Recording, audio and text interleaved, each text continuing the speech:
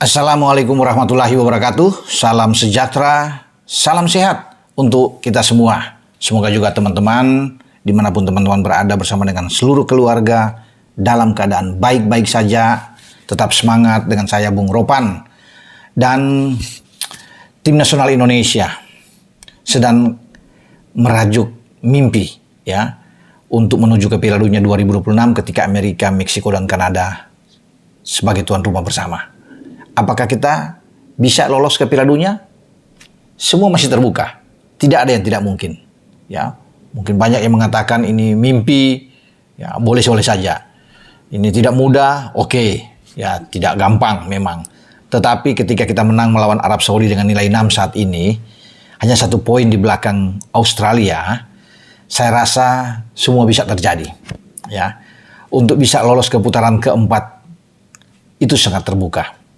Ya, peringkat ketiga, peringkat keempat itu realistis. Seperti yang diinginkan oleh Pak Erick Thohir, juga STY sebagai pelatih. Tapi posisi kedua memungkinkan juga dalam sebuah persaingan.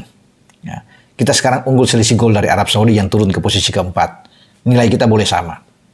Karena kan ada 4 tim yang sama. Indonesia, Arab, Bahrain, dan juga dengan Cina. Tetapi kita diuntungkan dengan gol kita yang bagus. Ya. Dengan 1 poin di belakang Australia, maka kesempatan itu terbuka di saat kita akan bertarung melawan mereka. Ya, di markas mereka pada tanggal 20 Maret 2025. Tidak perlu kita bicara soal Jepang. Mereka sudah pasti lolos. Bahkan menjadi tim Asia pertama mungkin yang sudah pasti lolos dengan 1 kemenangan tersisa yang bisa diambil oleh tim asuhan Hajime Moriyasu. Ya, mungkin lawan Bahrain mereka akan menang main di kandang Jepang. Dengan kemenangan mereka 16 poin saat ini tambah 3 jadi 19. Mereka udah pasti lolos. Luar biasa memang bagi Jepang. Tinggal posisi kedua siapa? Nah, Indonesia yang bertarung melawan Australia ini bisa terbuka peluang menjadi urutan kedua dengan catatan menurut saya kita imbang. Apalagi menang, kalau menang udah saya anggap kita udah pasti nomor 2 lah. Walaupun masih banyak ada beberapa pertandingan. Nah, kita akan coba hitung. Jika kita menang aman tentunya. Ya, 9 poin. Kita ada 2 kandang. Ketambahan 6 poin, ya kita 15 poin, mantap sudah. Sudah pasti kita bisa urutan kedua. Akan sulit dikejar dengan 1 pertandingan sisa melawan Jepang. Ya, ini kalau kita menang. Tapi kita nggak usah berandai-andai terlalu muluk-muluk. Ya, untuk melawan Australia. Imbang melawan Australia, peluang itu tetap terbuka.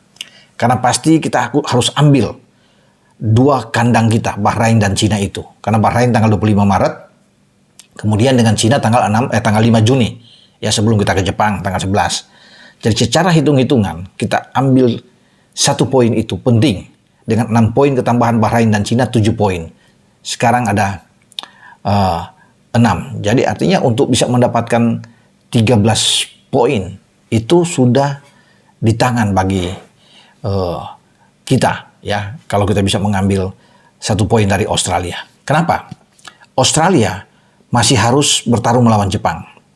Australia masih harus bertarung melawan Arab Saudi, ya.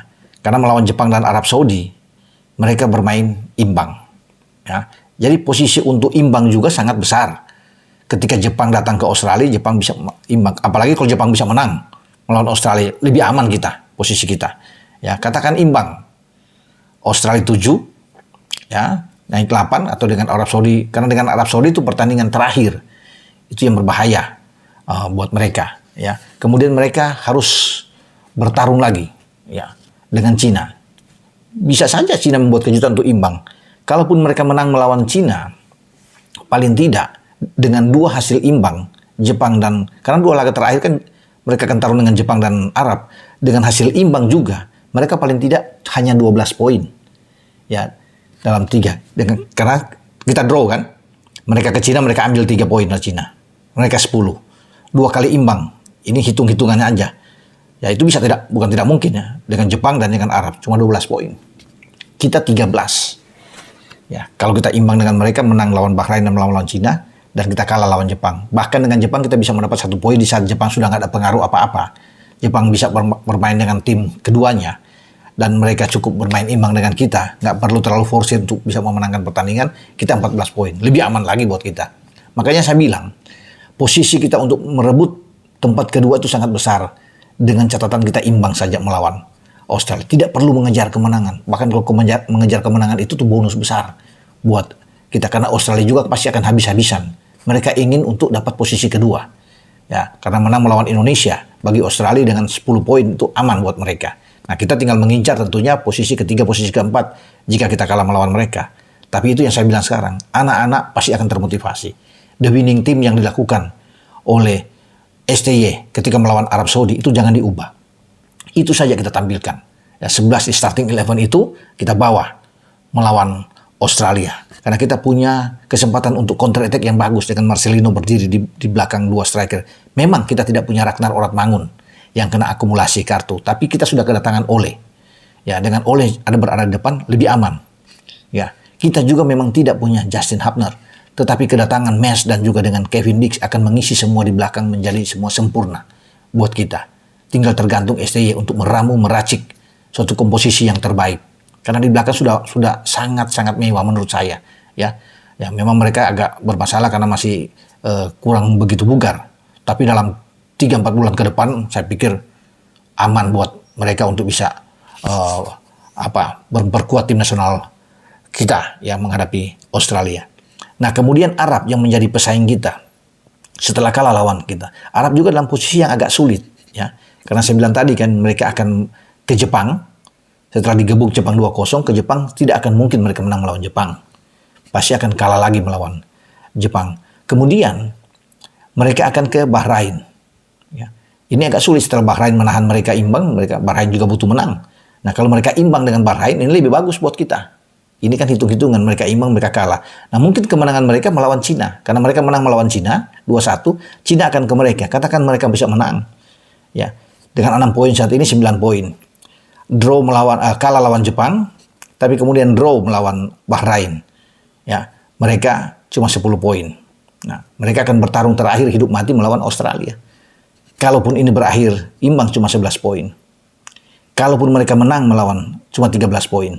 Kita masih memungkinkan untuk bisa menang selisih gol melawan Arab. Bahkan kalau dengan Jepang berbaik hati dalam tanda kutip ya. Jepang aman aja buat mereka main imbang dengan Indonesia, kita 14 poin akan sulit dikejar.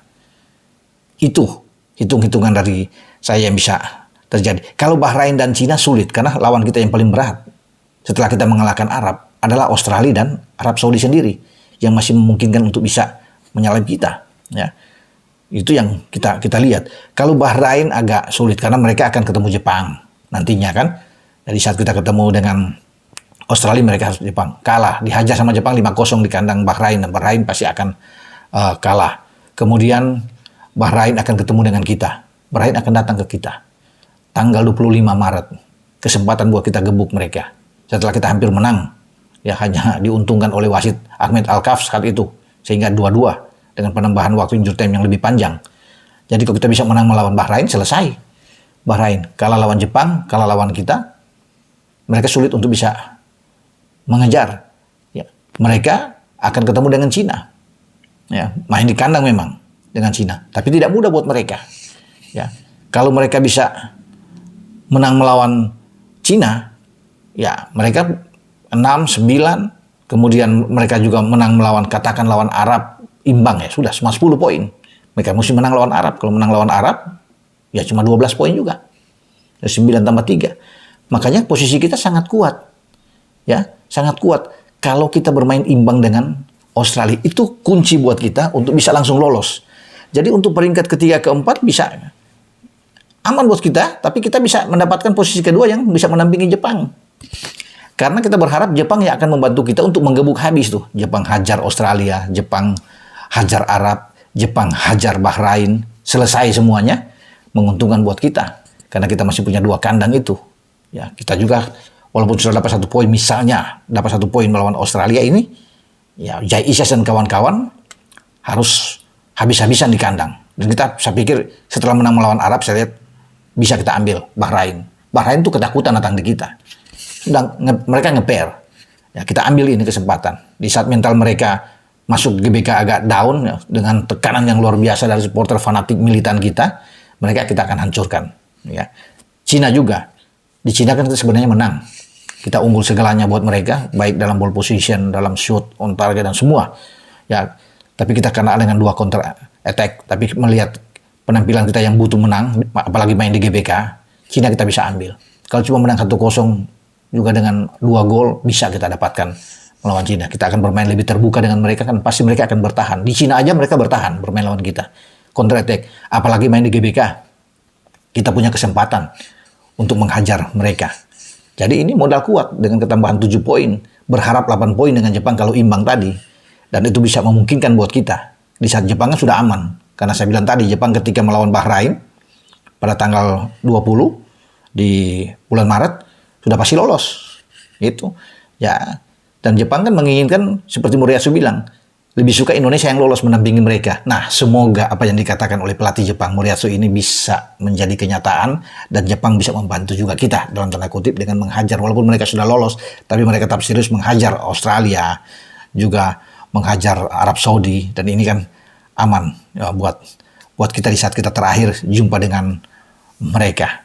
Oke, dengan saya Bung Ropan untuk berbicara, kemungkinan kita bisa pasti lolos ya di posisi kedua yang mengharuskan kita imbang melawan Australia, dan paling tidak kita bisa mendapatkan posisi 3 dan posisi keempat kalau kita kalah melawan Australia dan kita menang 2 kali melawan Bahrain dan Cina di kandang, sudah terjamin 12 poin itu aman buat kita untuk meraih posisi ketiga dan posisi keempat untuk bersaing lagi meraih 2 tiket yang tersisa di putaran keempat. Nah, kita tunggu teman-teman ya, dengan ketambahan amunisi baru. Apalagi nanti ada ketambahan selain Ole akan datang juga beberapa pemain. Ya, kita akan nantikan itu dengan saya Bung Ropan berbicara. Ciao.